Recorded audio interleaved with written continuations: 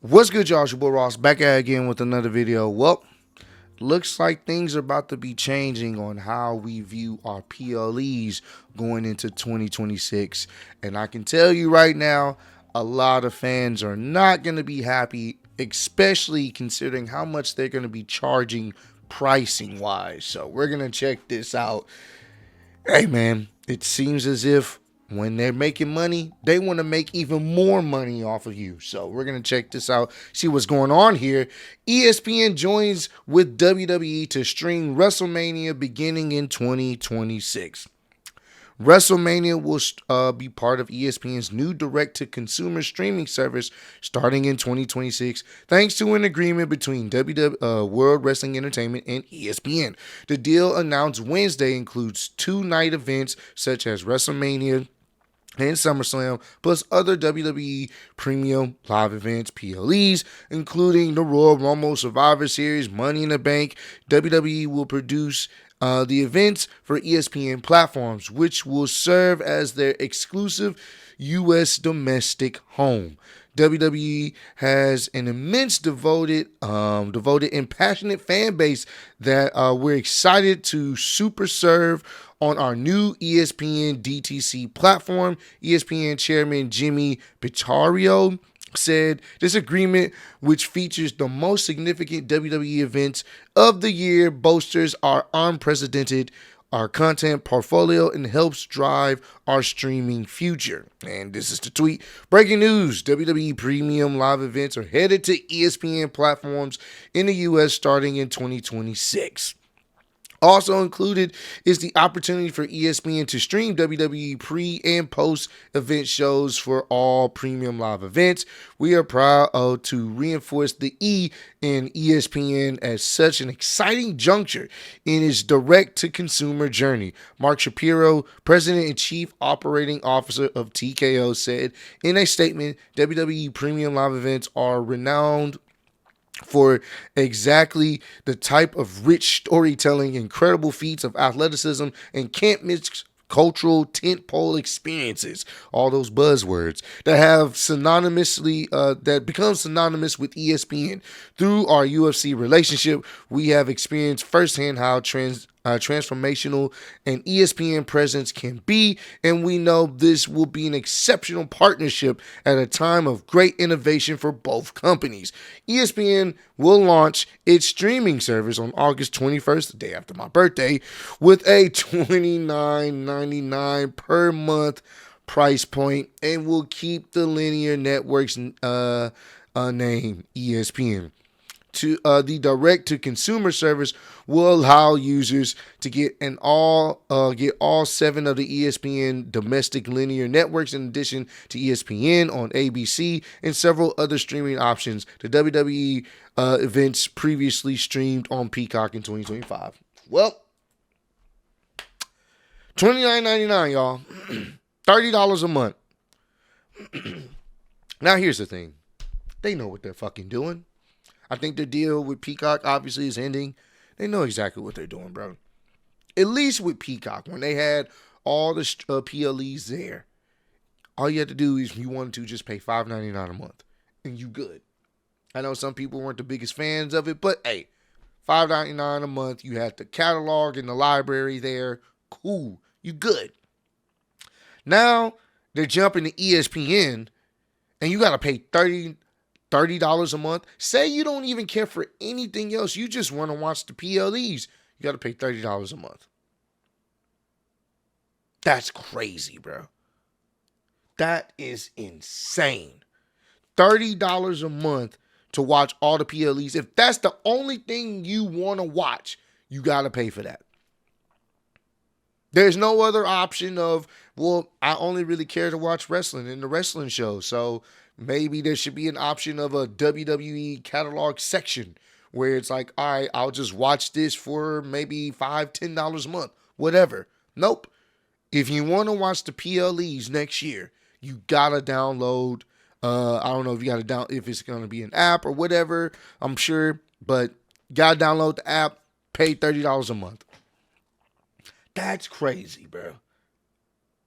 And you know what's funny? There is a video I'm going to check out talking about what happened with the WWE network. And I'm gonna be honest with you, I'm looking forward to checking it out. I'm definitely checking it out today because we didn't even realize how good we had it with the WWE network. It was $9.99 a month and everything was on there. Everything outside of obviously the weekly shows being on network television. If you wanted to watch the pay-per-views, PLEs, before they were called PLEs, you went to the WWE network, you were good. It's not the case no more. I'm definitely going to check that video out for you guys. Definitely going to check it out. But this is just me being a content creator. It makes sense. Obviously, I'm going to most likely get it because I can write that off on my taxes. It's a business expense. But at the same time, if I'm not a content creator, if I'm just someone, a fan of WWE, now I got to shell out more money. Now you got to have Netflix. So if you want to watch Monday Night Raw, you got to have Netflix. If you want to watch SmackDown, you have to at least have either YouTube TV or basic cable TV if you want to watch SmackDown. So that means you still got to pay for something to watch, SmackDown. Now you got to pay even more just to watch the PLEs. You got to pay even more to watch the PLEs. So that's 3 things you got to pay for essentially a month to watch Raw, SmackDown, NXT, and the PLEs. That's a lot. That adds up. So yes, for me, a content creator, obviously I'm going to be checking out the product. So, I can write this off on my taxes and stuff like that. And even then, I'm still not the biggest fan of paying an extra $30 a month just to watch the PLEs. I'm not going to sit up here and say just because I have the benefits of using it as a business expense doesn't mean I think it's just like money grabbing. Because what's going to be different about the ESPN experience?